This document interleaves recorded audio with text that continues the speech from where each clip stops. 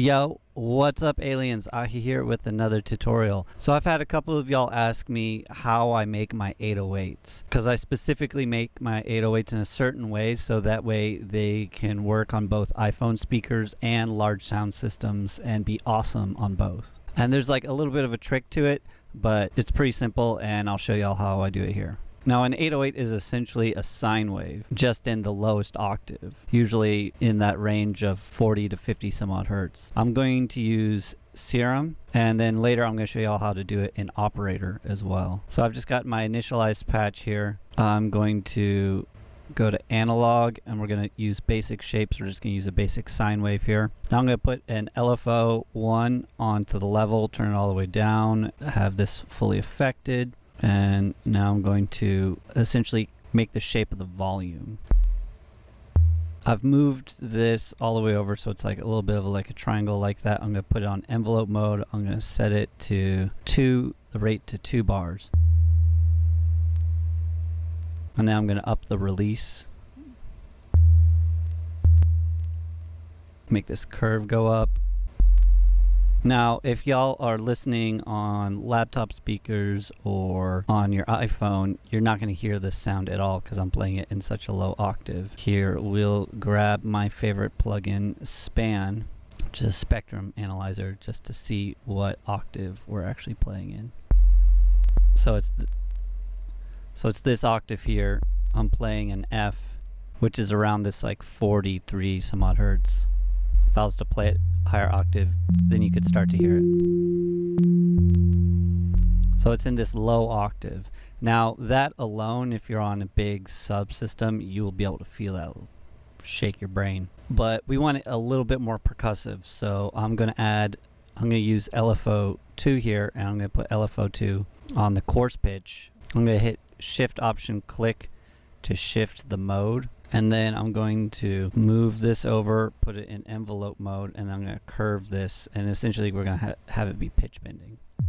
So if I play it higher, you can hear that's pitch bending. And we just want a little bit there at the initial bit of it. So that way it goes boom. Cool. Though I'm going to up this rate so that way it pitch bends a little bit faster. Open up the curve a little bit.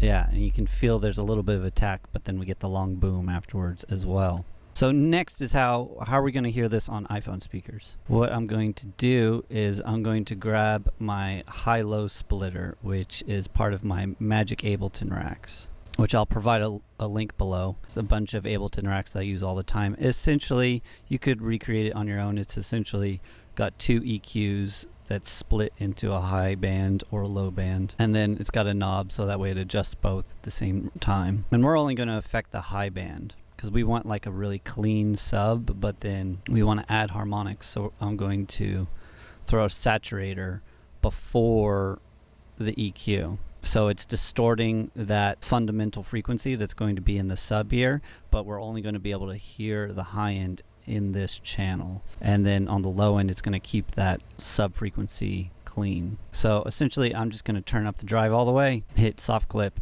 and it gets you this nasty. Oh yeah, over here in Serum I'm going to turn the mono on so that way you don't get overlapping notes. But, you know, that kind of sound's not going to work for every track, like more aggressive sound. So I'm going to, here in the EQ, do a hard cut here on the high end. And I'm just going to get rid of every frequency except for like the second harmonic. So let's put the span after this so that way we can see what frequencies we're working with. So yeah, we can see there's the fundamental and then there's the third harmonic right there. Now it's a little louder than the fundamental, so I'm going to turn down the high. Yeah, there we go. I'm going to turn it up a little bit more.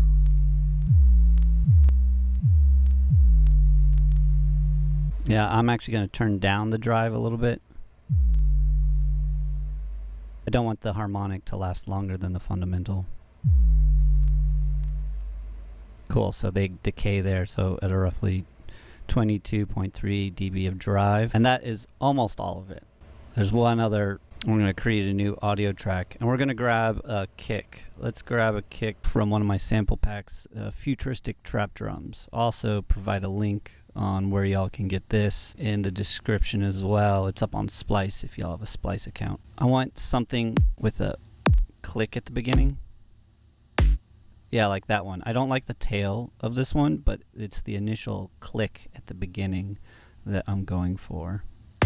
I like that. I have fades here at the beginning, so I'm going to remove that fade. Yeah, so I just want that click in there. So now with that click, we're going to put in a MIDI note. Here I'm going to use a low F0. So now together they sound like this. Cool. See, it gives it so much more punch there at the beginning. I'm also going to put a limiter on the group. And then I'm going to create a new audio track, and we're going to record from this group. So come up here, select group 10. This is group 10, and then we're going to record, enable that, and record from this group together. The volume of the 808 is actually pretty soft compared to the kick. So I'm going to delete that. I'm going to go over here. I'm going to turn up the 808 here. That's more what we're looking for. I don't want it to fade as much over time, and being able to check it in audio is such a big deal because you can actually see how the waveform works. So I'm going to go back into Serum and change my LFO 1 so this doesn't fade as much. Give it some straight. Alright, so now let's render that. Yeah, that's a better shape. More beef. We gotta remove the fade on the click. Pretty healthy sounding 808. Almost too loud. Turn that down a bit. We'll turn down this sample. Oh. That looks pretty good to go. So yeah, that is my 808 process. And something I want to point out here is the actual waveform. So you can see here it goes from that click of the kick. There's a little bit of the kick noise in there, but then it goes into that smooth pitch down. You can see that they're closer together here because it's a higher pitch, and then you can see that the waves get longer as the pitch goes down with that pitch bend. And then here you can see it's pretty stable after that. But I want you to take note of how seamless this looks. Now you can actually mess this up. Some of y'all might be wondering why I don't have sidechain on here, and sidechain on this actually can make it worse. So let's put a sidechain on here and I'll show y'all how it makes it worse. So we're going to sidechain this from audio 12, which is our little kick right here. Put it like a 22 release and see why this is a bad idea.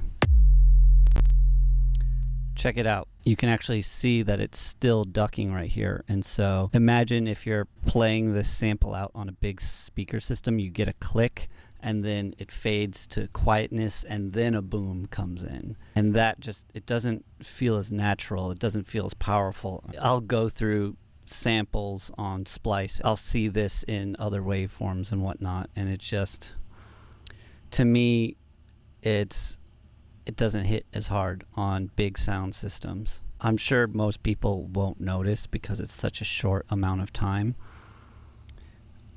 but I notice. I always notice. And we don't want that to happen. We want a full bangin' 808. Now you can create all sorts of variations on this by adding in different kick clicks. You can also try distorting it differently with the drive. You can try opening up the EQ so that way we get some of those other harmonics in there, but we'll turn down the Q so that way they're less in volume. Let's try this. And we'll turn off that sidechain. And also there's really no low-end information in this kick, so that's why it sort of works in this particular case. So yeah, now this has got a little bit different frequency content. See, it's got more of those mid harmonics in there as well. Now you could take this note right here, put it to a different note, render that out as well, and have an 808 for every key. Quite literally. Boom. Oh wait, now I said I'd do it in operator as well for y'all that don't have Serum. This is just a blank operator patch. Should be just like a sine wave. Yeah, we can see it's just a sine wave here coming out of operator. And all I'm gonna do, I'm gonna turn up the level a little bit, and then I'm gonna turn on this pitch envelope function. I'm gonna turn it up all the way. Yeah, it's got that little bit of pitch bend in it. You can play around here with the peak of where it's pitching down from. We'll have it pitch down from 2 octaves up, which is 24 semitones. Yeah, and now we'll just copy the same process of the high-low splitter with the saturator and that little bit of EQ right there, and we'll bring it over, throw it on the operator, and then we've already got the kick in here. We've got them layered together. I'm limiting it, and then we'll render that out. Ah, you know what? Look at that. It looks like it's almost like it's sidechaining there, but it's not. I think that has to do with some envelope within the operator. So let's try turning down this peak pitch. Oh, and yes, also in operator, let's go to this oscillator here and turn up the release. And now we'll render that out. Nice. Now that looks like a good 808 as well. Cool. Now you could even do some more post-processing on these 808s. I'm going to try putting my multi-band amp on here, just part of the Magic Racks. It's essentially distorting different parts of the frequency spectrum, so yeah, you can get some interesting sounds out of that. Or there's the phase 808, which is pretty trippy. Yeah.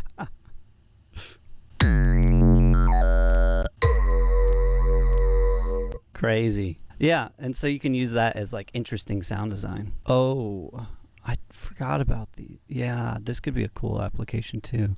So in my Magic Racks Volume 2, I've got these things called the bird sign distortions, and I'm just going to try throwing these on here. Ah! Ah! Crazy! That's insane. Yeah, those are in the Volume 2. Let's try the first bird sign distortion.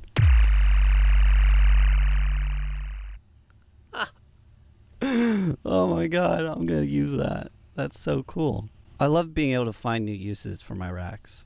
I honestly had no idea I'd do that. Okay, dirty sine rack. What's that? I forgot which one. I think this is in the add-on pack. That's crazy too.